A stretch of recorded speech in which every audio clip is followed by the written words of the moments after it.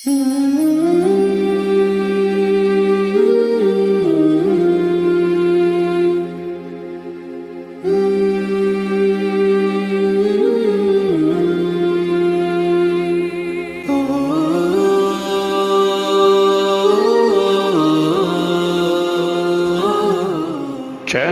حسین ستارے راہ علم و عمل۔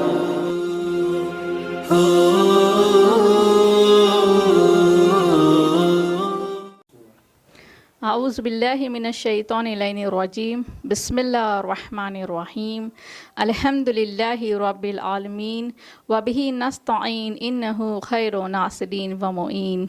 ڈیئر ویورز، السلام علیکم ورحمۃ اللہ وبرکاتہ۔ دل کی گہرائی سے آپ سب کا استقبال کرتی ہوں ہمارے نئے پروگرام میں، جس کا نام ہے تربیت اولاد اور ایپیسوڈ نمبر 6۔ میں صدف فاطمہ، آپ کی ہوسٹ۔ اسی کے ساتھ امام سجاد علیہ السلام فرماتے ہیں، اپنی اولاد کی اس طرح سے تربیت کرو کہ وہ تیری عزت اور سر بلندی کا باعث بنے۔ اسی کے ساتھ میں استقبال کرتی ہوں ہمارے گیسٹ آف آنر خواہر سیدہ یاسمین فاطمہ۔ خواہر السلام علیکم ورحمۃ اللہ وبرکاتہ۔ وعلیکم السلام رحمۃ اللہ وبرکاتہ۔ انشاءاللہ سے آپ جی الحمدللہ آپ بھی خیریت سے ہوں گے۔ اسی کے ساتھ میں ہمارے سوالوں کا سفر شروع کرتی ہوں انشاءاللہ۔ جی خواہر، تو میرا سب سے پہلا سوال آپ سے یہ ہے کہ امام سجاد علیہ السلام نے دنیاوی ترقی کے لیے کیا دعا مانگی؟ اچھا، آپ نے بہت ہی بہترین سوال کیا ہے۔ ہمارے امام تربیتی اولاد کے بارے میں جو دنیاوی ترقی کے بارے میں دعا کی ہے، وہ فرماتے ہیں، پروردگار پالنے والے، ان کے ذریعے یعنی میری اولاد کے ذریعے میرے بازوؤں کو قوی بنا دے اور میری پریشان حالی کی یعنی اصلاح فرما اور ان کی جمعیت میں اضافہ فرما۔ یعنی امام کا کہنے کا مقصد یہ ہے کہ اولاد کا سلسلہ جاری رہے، بے اولاد کی مصیبت سے ہر ایک مومن مومنہ محفوظ رہے۔ اور پھر امام آگے بڑھ کے فرماتے ہیں اس دعا میں، یہ امام کے جملے جو ہیں ہمارے لیے ایک نمونہ عمل ہیں۔ امام فرماتے ہیں، پروردگار ان کے ذریعے یعنی میرا نام زندہ رکھ اور میرے عدم موجودگی میں میرا قائم مقام قرار دے، اور انہیں میرے لیے دوست، مہربان، فرما بردار، ثابت قدم قرار دے، نافرمان نہ بنا، مخالف سرکش نہ بنا، اور ان کی تعلیم و تربیت و تادیب اور ان کے ساتھ اچھے برتاؤ میں میری مدد فرما۔ تو آپ سب جانتی ہوں گی معزز ناظرین، میں یہ بات کہتی چلوں کہ امام کی صحیفہ کاملہ میں تقریباً یعنی 54 دعائیں ہیں، اور اس کے علاوہ بھی 15 مناجاتوں کا ایک مجموعہ جو مشہور ہے۔ اس حال میں اس صدی میں علامہ ذیشان حیدر نے اس کا اردو میں ترجمہ ڈھال دیا ہے۔ مناجات نمبر 54 میں امام ایک جملہ فرماتے ہیں، وہ جملہ مجھے بہت پسند آیا تاکہ میں آپ کے گوشے گزار کروں۔ امام اس مناجات میں فرماتے ہیں، پروردگار تو وہ خدا ہے جس کا دروازہ دعا کرنے والوں کے لیے ہمیشہ کھلا رہتا ہے۔ بے شک۔ تو ہمیں اس طرح دعا کرتے رہیں، امام نے جو حکم دیا ہے ہم اس پر عمل کرنے کی تعلیم یعنی تعمیل کریں، تو انشاءاللہ ہمارے بچے کامیابی کے راستے پر گامزن رہیں گے۔ بے شک، جزاک اللہ خور، بہت بہترین طریقے سے آپ نے سمجھایا ہمیں۔ تو خور، میرا دوسرا سوال آپ سے یہ ہے کہ تربیت اولاد کے متعلق امام سجاد علیہ السلام نے ہمیں کیا طریقہ بتایا ہے؟ انشاءاللہ آپ کا بہت ہی بہترین سوال ہے۔ اس کا جواب یہ ہے کہ امام اس دعا میں اپنی اولاد کو کبھی نور دیدہ، کبھی پارائے دل اور کبھی لخت جگر سے تعبیر کیا ہے۔ سبحان اللہ۔ یعنی ایک عربی شاعر کہتا ہے کہ انما اولادنا بیننا اکبادنا تمشی علی الارض، یعنی یہ ہمارے بچے ہمارے گرد ہمارے جگر پارے ہیں جو زمین پر چل پھر رہے ہیں۔ بہرحال والدین اپنی اولاد کی تعلیم و تربیت میں اپنا وقت صرف کرتے ہیں، اپنا یعنی پیسہ خرچ کرتے ہیں اور اپنی کاوشوں کو کام میں لاتے ہیں تاکہ اپنی اولاد کا فیوچر، اپنی اولاد کا مستقبل، آئندہ آنے والی زندگی کا محل بلند اقدار پر استوار ہو۔ لیکن بعض اوقات غلط تربیت کی وجہ سے ہماری اولاد بے راہ ہو جاتی ہے۔ ایسی حالت میں دریا کا دھارا موڑنا مشکل ہو جاتا ہے۔ اس لیے ضرورت اس بات کی یہ ہے کہ بچپن ہی سے، شروع ہی سے، ابتدائی سے ایسی تعلیم و تربیت کریں کہ ہماری اولاد یعنی معاشرے کے ذہنیت کی تشکیل کر سکیں، کیونکہ بچپن میں جو نقش بچوں کے ذہنوں میں بٹھا دیا جاتا ہے وہ یعنی پتھر کی لکیر کی طرح نقش ہو جاتا ہے۔ لیکن آج کل ایسا نہیں ہو رہا ہے، بچے ہمارے ماحول کی طرف جا رہے ہیں، اسلام کی ماحول کی طرف نہیں جا رہے ہیں۔ اس لیے میں نے کبھی یہ بات بھی بتائی تھی کہ دین اسلام جو ہے ڈھل جانے کا نام نہیں ہے بلکہ ڈھال دینے کا نام ہے۔ قانون اسلام دوسرے کو ڈھال دینے کا نام ہے۔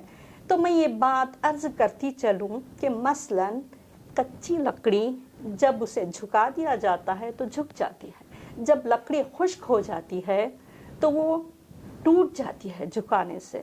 تو اسی طرح اس وقت جلانے کے بغیر کام کچھ نہیں آتی وہ لکڑی۔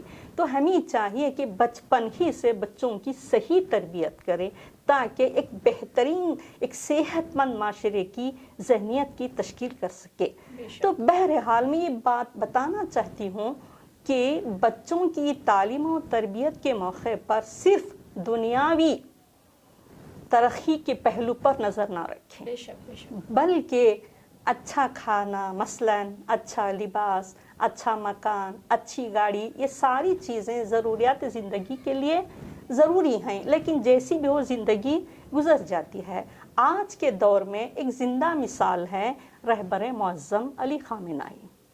جیسا کہ ان کی حالات زندگی پر نظر ڈالیں تو ہمیں پتہ چلتا ہے کہ ان کے بچپن میں اتنا چھوٹا گھر تھا کہ ان کے بچے گھر میں کھیل نہیں پاتے تھے، باہر جا کے بچے کھیلتے تھے۔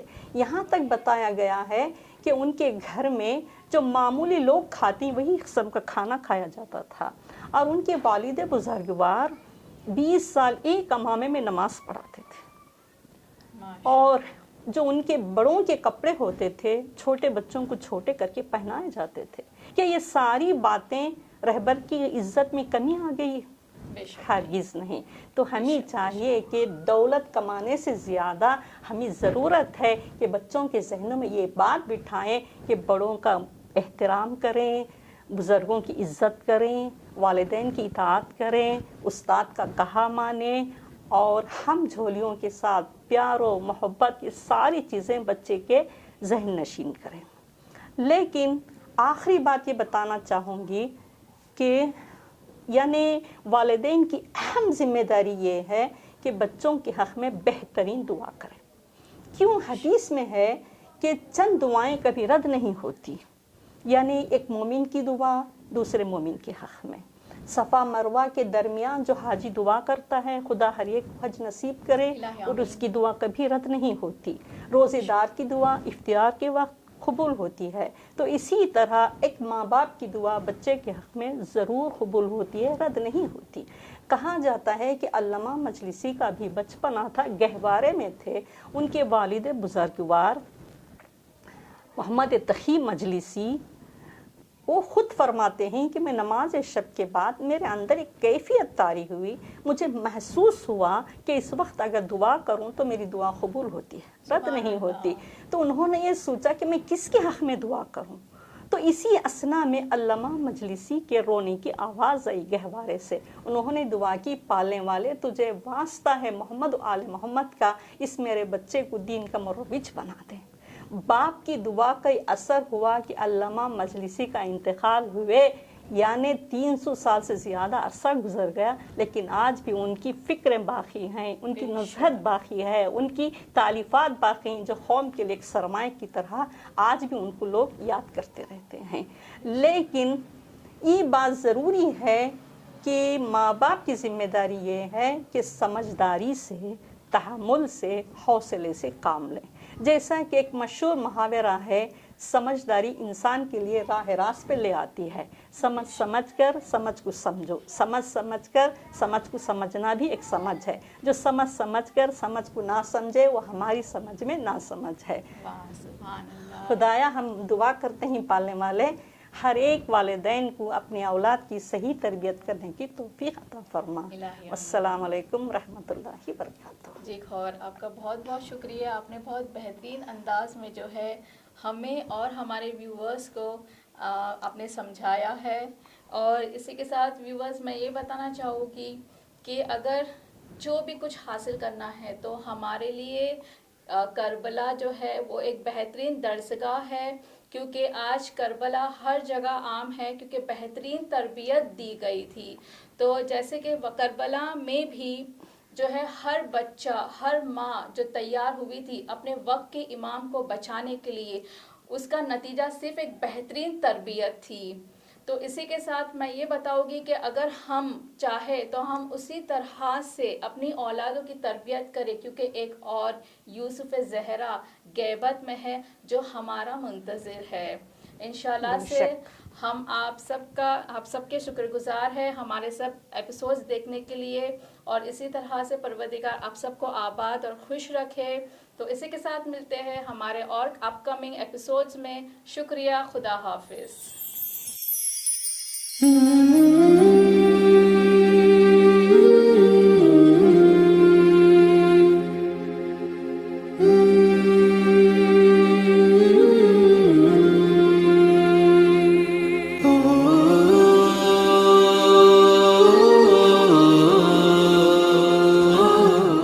چینل حسین ستارے، راہ علم و عمل.